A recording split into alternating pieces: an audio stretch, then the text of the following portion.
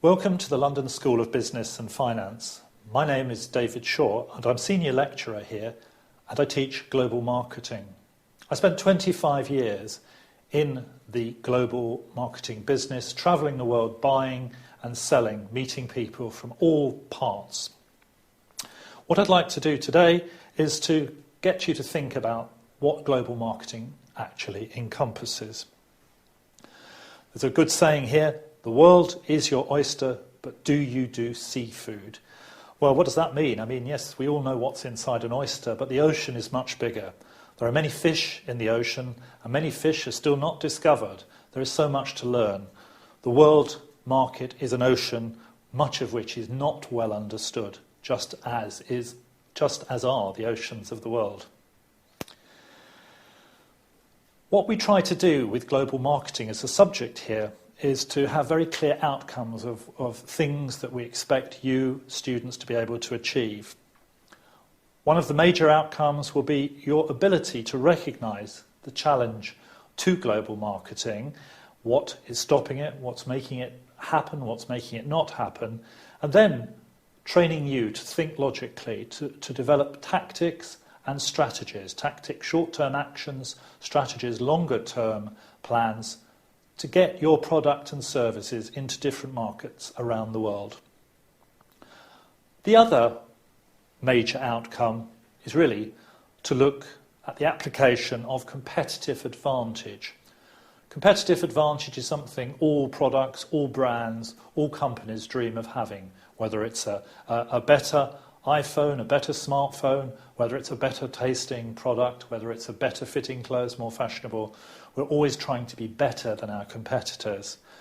The need to identify what can give you a competitive advantage is a critical part of the marketing thought processes. We also need to see whether the products and services that we have on offer are suitable to be marketed as a standardised product, or indeed, do we need to adapt it to local tastes? There's so much to learn in marketing, and of course the major problem that's facing us all is the fact that the world is changing all the time. There is no such thing as a plan that can be used through time in all countries.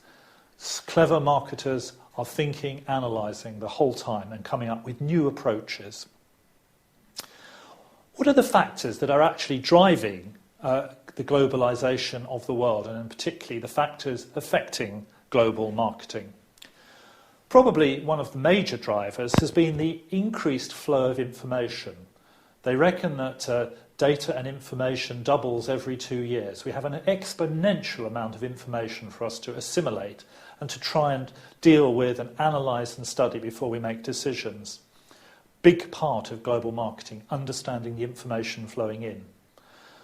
Certainly, as a world, we have all become more aware of one another through the growth of international media, television, films, you name it. We can see virtually anything via satellite TV. We have all become knowledge heavy. The spread of technology, the internet, the use of broadband, and hopefully soon super high-speed broadband, enables us to communicate very, very quickly right across the planet. I can remember the days in my career when we only had a telephone and fax machine. We now are able to send high-definition pictures at an instant across the entire globe and further. The original marketeers of the 1940s and 50s who came out of America believed big was beautiful. Everything was about economies of scale, standardised products. More and more people's tastes are changing quickly, people's fashions are moving on, and we're having to produce products in smaller batches. Another great driver has been the reduction of global trade barriers, protectionism. The 1930s depression was caused almost entirely as a result of defensive behaviour by countries. The World Trade Organization has now virtually opened the world up completely. Certainly, what we are beginning to see in the world is the growth of what I call trading blocs. North America, South America, Central America are all aligned with one another and allow free movement of goods and to some degree people. The EU, originally founded between Germany and France in the 1950s, has spread right across Europe, encompassing many Eastern European countries. Europe so ravaged by war, in fact I believe probably those two wars held the whole world back for 20 to 30 years, now thankfully enjoys relative peace. We now trade with each other, we're all friends. Our only times we're enemies, probably on the football pitch. The evolution also within markets of more clearly defined and smaller segments as we describe them. Certainly in a city like London, we see huge numbers of people from all over the globe. You can eat in virtually any type of restaurant in London. There's something like 200 nationalities living in this capital city, all of them requiring their own products and services. Global travel, the widespread use of the internet, the widespread dissemination of information has created global market segments like there have never been before. On the other side of the equation, there are factors that are stopping globalization. Certainly tastes and culture, local taste, local culture. Maybe religion prohibits the sale of products in one country compared to another country. We are all victims of culture. Where we were brought up, where we were schooled, our parents, religion, politics have all made us into the people we are today. We as global marketers have to understand these drivers of culture. Markets vary dramatically, and the conditions in markets vary. In some countries there's high unemployment and low growth. In other countries there is high growth and low unemployment. We have to understand what's happening inside economies. Global marketing is also about having a good understanding of global economics. The large multinational corporation, the large pan-national company is everywhere. But people working in those companies are all very different in different countries. And managing companies can be quite culturally difficult. Some companies, some organisations have what's known as management myopia. Management myopia means being short-sighted, not seeing clearly into the distance, not seeing what's about to happen, looking to the future, looking at trends. Global marketing is about looking and seeing. Another factor against globalisation is the increasing development of the pressure group. In the Western world, the anti-capitalists are very opposed to consumption. But without consumption, there would be no jobs, there would be no growth, there would be no nice things, the things that you and I enjoy in our lives. We have a lot to thank global marketing for. When we examine any market in any country, there are always four major forces at work. These are political forces, technological forces, socio-cultural forces, and economic forces. The political and legal system can make trade difficult or easy in countries. There are different laws, different trade regulations. You have to do your research before you enter a market. Technology, standards of education, technology transfer, levels of training that people have received all vary. Again, an area for deep marketing research before we enter these markets. And of course, again, socio-cultural factors. One of the world's major problems is the ageing Western population, the ageing populations of China, of America, of Japan. Language itself can also be a problem. The economic situation also varies from country to country.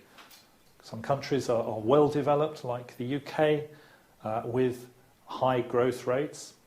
The UK, once the seat of the Industrial Revolution, is now no longer the driving dynamo of the world economy as it once was. We see the transfer of business to what we call the BRIC countries, Brazil, Russia, India, China, an understanding of what is driving business in those countries, how they see their business and how they see us as customers is always the key perspective required. And of course, currency exchange rates. There's just so many forces to look at, but these four forces we look at in detail. Now, the global marketing mix varies in different countries. In some countries you can sell standardized products, in other countries they need adapting. Standardised products such as Coca-Cola, such as McDonald's, well, even they vary slightly, but they're probably the closest. The Nike trainer, the only thing that varies with the Nike trainer might be the size. But in things like food, banking, there are a whole host of other products and services that require adaptation to fit in with the local market's requirements, whether it's Islamic banking compared to Western banking, all of these things we look at. And we're particularly interested in understanding how people perceive our products and our services in their market. Entering a new market can be very risky.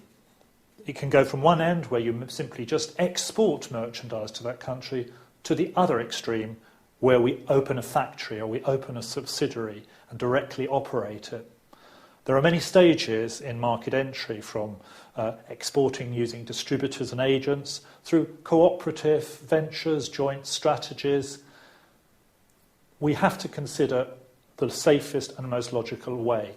Again, we study in depth market entry strategies, so vital if our product and services is to have a good long life and profitable existence in any other country.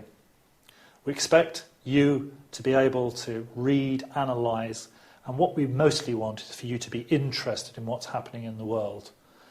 An understanding of what goes on about you is mission critical for any form of business success.